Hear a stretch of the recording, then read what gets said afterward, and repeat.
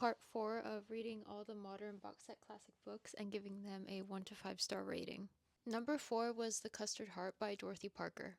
There are 3 stories in this book, first one being The Custard Heart, then it's Big Blonde, and then it's You Are Perfectly Fine. All 3 stories center around women with depression. The first story, The Custard Heart, is about a opulent woman named Mrs. Lanier who essentially uses her maid as a meat shield to combat her depression and to avoid being sad.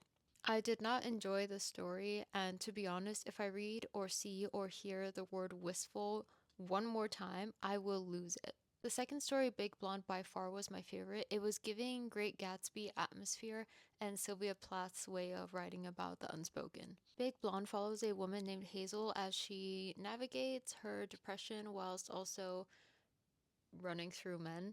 Her life seems to revolve around codependence towards men, dependence towards alcohol, and trying her best to cope with her depression. She is sick and tired of men telling her to be a good sport and generally being dismissed about her sadness. She seems to be quite alienated, and it all comes to a point where she figures out how to buy some certain things and take them along with alcohol to be able to cease existing. However, that attempt fails. You Are Fine is a dialogue between a man and woman the night after a big party where the man possibly embarrassed himself. He keeps pressing on about what he did, and she always says, "You are fine, except for, you are fine, but then you." I love the story because you can interpret it however you want. You can see it as the woman trying to grit through her dysfunctional relationship with an alcoholic, or you could see it as a woman that's manipulating her partner. It depends on what you want to see.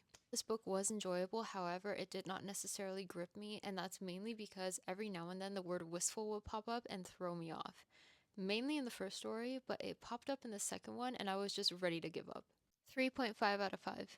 The next book will be 3 Japanese Short Stories by Akutagawa et al. 3 beguiling, strange, funny, and hair-raising tales of imprisonment, memory, and atrocity from early 20th century Japan. Bye!